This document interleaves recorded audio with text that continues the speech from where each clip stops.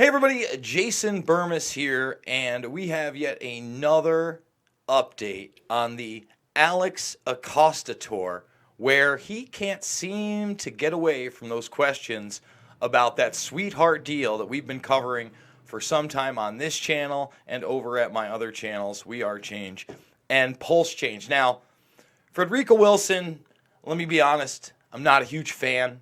I don't like the flair. I don't like the flash. I don't like the cowboy outfit.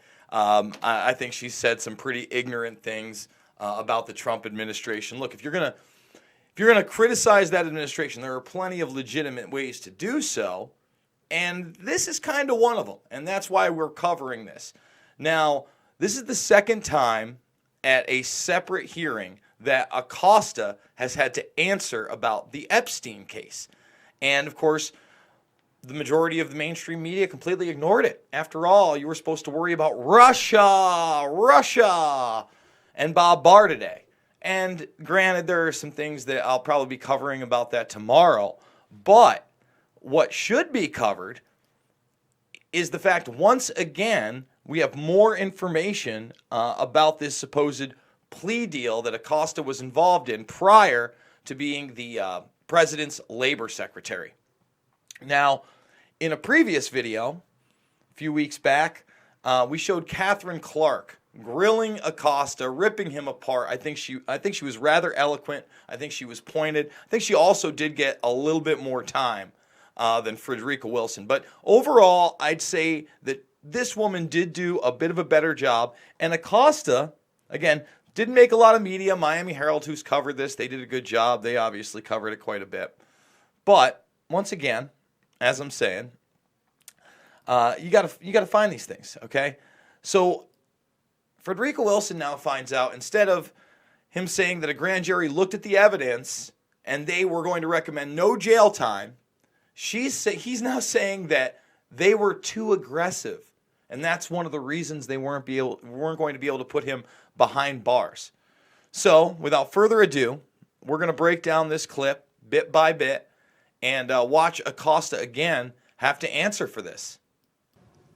Secretary Acosta, we wear red today and every Wednesday to protect sexual abuse against kidnapped girls in Nigeria by the terrorist group Boko Haram, who is affiliated with ISIS. Now, let me start here. I would have much rather she talked about the human trafficking going on in this country and the international trafficking that is taking place with this country as a base. We've already talked about NXIVM at length and how Claire Bronfman was getting visas for women to have sex with Keith Raniere, okay, and pose as multilingual. And of course, they were multilingual because they could speak English, and then whatever language they were coming in, and then they put them at these Rainbow Coalition gardens with toddlers, all these young, attractive women, but what were they really there for? And they misrepresented their visas again and again. So strike one, Miss Wilson, and that's the other thing, because this isn't a left-right issue to me. And partisan politics are absolutely being played here, as she is a Democrat from Florida, okay? It's not a right or left issue. It is a right or wrong issue. And if this were true, she'd also, if she was being more and more genuine, I think she could have brought up the NXIVM case. I think that would have been a lot more relevant, don't you think? But let's continue. She does a decent job. Secretary Acosta, you claim to respect the rule of law, but as the Miami Herald has reported in detailed accounts, while a U.S. attorney in my home state of Florida, you made questionable decisions during the prosecution of sex trafficker Jerry Epstein, and in the process violated the Crime Victims' Rights Act. And let's stop it here as well. Jeffrey Epstein. If you're going to do this, the case is already notorious. At least get the guy's name right. You're reading from a piece of paper. Like, again, I don't like the flash. I don't like the flair. I don't like the red hats and the dresses. Don't get me wrong. Express yourself. Wear what you want. I'm not saying you have to have, the lawyer outfit, the business suit. But look, it's like a circus show, and you're not even getting it right. And this is why I think Catherine Clark did a better job. But again, she starts to get into the nitty-gritty here. At least she did talk about the trafficking aspect of this. This makes it difficult for me to seriously believe that as Labor Secretary, you are putting our workers and the vulnerable first. In fact, your budget, which favors the powerful and wealthy over the little guy, makes it clear where your values and priorities lie. You propose large cuts to the Department of Labor Bureau charged with preventing exploiting workers. Courts have struck down rules in your deregulatory agenda, and you consistently promote regulations that limit employer liability when they mistreat their workers. So let me stop it there. I think that time, again, you only have a short time here, very poorly used. I would have liked to been able to get a quick response from Acosta and just maybe a one sentence about the policies you don't like. Okay, again, but that's why this was much more partisan than what Catherine Clark did. Let's continue. This hearing will delve into all of that, but I want to start by asking you how you justify violating the Crime Victims Act in the Epstein case. Congresswoman, going to your question about the Crime Victims Act, the department has taken the position for the last 12 years that, in fact, the Crime Victims Act was not violated in that case. The office followed the protocol set out by the Attorney General, protocol that has been confirmed by the Office of Legal Counsel. And so it is the department's position in litigation that, in fact, the Crime Victims Protection Act was not violated. I understand that the judge disagreed with the department's position. Mm-hmm. Let me just stop it there. So that's a lot to unpack. For those that do not understand what he is talking about, when he talks about the Crime Victims Act, okay, let's take a look here. There was a judge in February, okay, who said that, yeah, he did break the law in this case. He absolutely broke the law in this case. Of course he did. Okay? Think about that. Broke the law. And he violated dozens. She's going to talk about the number of women. We've talked about the number of women, and calling them women now is what they are, but they weren't at the time. They were young girls, teenage girls. And a judge, Kenneth A. Mara, in February, found that he broke all these laws. Now, Acosta, being a lawyer, being a prosecutor, now being the labor secretary, knows his legalese. And he's saying, well, in litigation, when this goes to court, our position is we never broke the law. We're not lawbreakers. We did everything in conjunction with our state attorney general. And he's going to talk about how it went all the way up to the deputy attorney general, and that's where they were too aggressive. They were too aggressive. That's the problem. But we acted consistent with DOJ protocol, rules, and regulations, and that's the position of the department based on my understanding of the litigation across multiple administrations, across multiple attorneys general. My question to you is about the unsavory way in which this case led to Southern District of Florida to found that you specifically violated the law. Judge Myra cited how you actively hid from the victims who had been sexually abused details about the plea agreement. You didn't want them to know. Actively hid. And he absolutely did. He knows he's on the hook here, but he knows what to say. Again, dozens. And let's not forget, Acosta let him off not only with that sweetheart deal, but not having to register in over 30 states. We're just finding this out with this new investigation. Most people assumed, at least it was the original accuser, who said she had been abused at 14 years old. After all, they had dozens to pick from. They picked one who was 16. So that would exonerate him in places like New Mexico, where he owns property, from having to register as a sex offender. Let's get that straight. So let's continue.